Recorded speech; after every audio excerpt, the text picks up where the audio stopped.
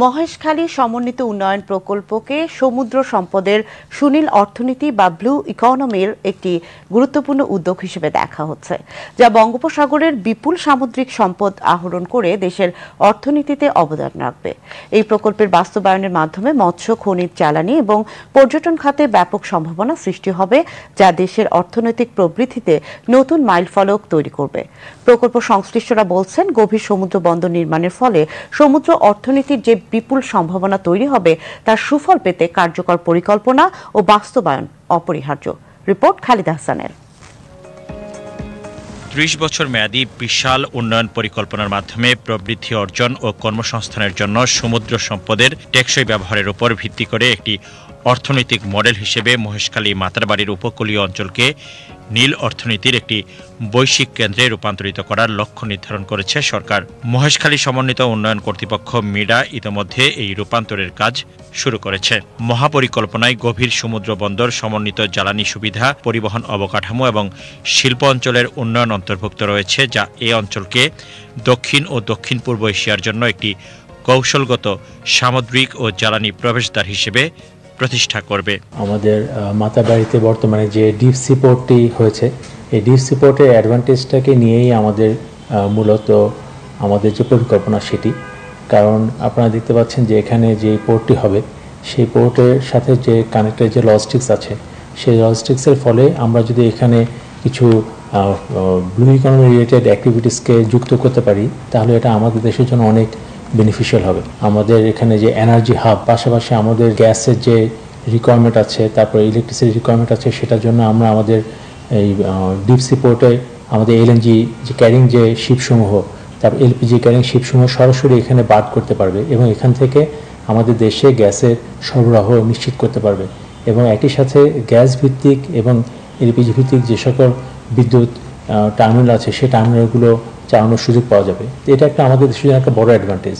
মিডার তথ্য অনুযায়ী এই প্রকল্পে আগামী ৩ দশকে আনুমানিক ৬০ থেকে ৬৫ বিলিয়ন মার্কিন ডলার বিনিয়োগ আকর্ষণ করবে। এটি আগামী ৩০ বছরের মধ্যে জিডিপিতে ১৫০ বিলিয়ন মার্কিন ডলারের মতো অবদান রাখতে পারে। ডিপসি পোর্ট যেসব দেশে আছে, সেই ডিপসি পোর্ট সমূহ কিন্তু সেই দেশের ইকোনমিতে, সেই সিটিতে বড় ভূমিকা রাখে। যেমন আপনি টোকিওতে দেখবেন, আপনি সিঙ্গাপুর যেটা বলছেন, সাংহাই বলছেন, সেগুলো কিন্তু এভাবেই শুরু হয়েছিল। এখন এই পাশাপাশি আরও একটা বিষয় আছে যে পৃথিবীর অনেক দেশে আপনি এখন দেখবেন যে তারা একটি কমার্শিয়াল বেসড ডিপসি পোর্ট বা কোস্টাল এরিয়া রিলেটেড একটি কমার্শিয়াল বেল্টে কিছু কিছু ডেডিকেটেড কমার্শিয়াল সিটি নির্মাণ করছে। যেমন আপনি এটি এখন ভিয়েতনামে করছে, তারপর আপনার সাউথ কোরিয়াতে দেখবেন, এবং যেটা অলরেডি বলা হয়েছে সাংহাই এবং টোকিও, এগুলো কিন্তু এভাবেই উঠেছে। তো আজকে থেকে এখন আমরা হয়তো ভিজুয়ালাইজ করতে পারছি না, নাও উই আর ইন 2025, কিন্তু 2050-তে যে হয়তো আপনার কাছে তখন মনে হবে যে হ্যাঁ, এটি একটি অনেক উন্নত একটি সিটি হয়ে গেছে, যেটা কিনা মূলত আমাদের ডিপসি পোর্ট কেন্দ্রিক সিটি থেকে এটা বাড়তে বাড়তে এবং এটা কানেক্টিভিটিতে এই পর্যায়ে পৌঁছে গেছে।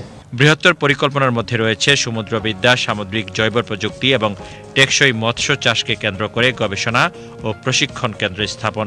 একই সাথে একটি বৃহত্তর পর্যটন অঞ্চল গড়ে তোলা, উপকূলীয় সংরক্ষণ কর্মসূচি এবং অর্থনৈতিক প্রবৃদ্ধির সাথে পরিবেশ সুরক্ষাকে একীভূত করে স্মার্ট নগর গড়ে তোলার পরিকল্পনাও চলছে। ডিপসি ফিশিং এর জন্য আমাদের ব্লু ইকোনমি ইনিশিয়েটিভটি বাংলাদেশে যখন শুরু করা হয়েছে, তখন থেকে কিন্তু অনেকবারই চেষ্টা করা হয়েছে ডিপসি ফিশিং এনকারেজ করার জন্য, কিন্তু এখনও পর্যন্ত সেরকম সাড়া পাওয়া যায়নি।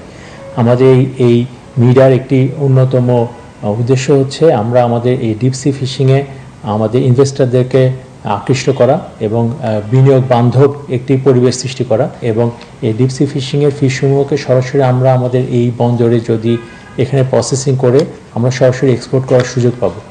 এর মধ্যে আমাদের ব্লু ইকোনমি আরও কয়েকটি ইম্পর্টেন্ট অংশের মধ্যে একটি রয়ে গেছে আমাদের হচ্ছে বড় বড় শিপ রিপেয়ার, শিপ বিল্ডিং, এই বিষয়টিকে আমাদের এখানে বিবেচনা নেওয়া হয়েছে। পাশাপাশি আমরা যদি মেরিকালচার নিয়ে আসতে পারি, অর্থাৎ বিভিন্ন রকমের সি ফুড আমাদের এখানে আমাদের উপকূলীয় অঞ্চলে তৈরি করে প্রসেসিং করে এটা এক্সপোর্ট করতে পারি, এটি ওয়ার্ল্ড ওয়াইড এটা একটি বড় একটি মার্কেট।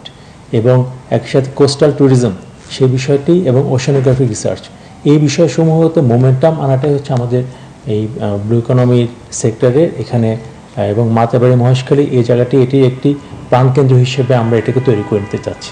প্রকল্প সংশ্লিষ্টরা বলছেন এই অঞ্চলটিকে ভবিষ্যতের সিঙ্গাপুর কিংবা সাংহাইয়ের মতো আন্তর্জাতিক বন্দর হিসেবে গড়ে তোলার পরিকল্পনা রয়েছে, যা নেপাল ও ভুটানের মতো স্থলবেষ্টিত দক্ষিণ এশীয় দেশগুলোর সাথে একটি সেতুবন্ধন হিসেবে কাজ করবে। Khalida Hossain, BTV news, Dhaka.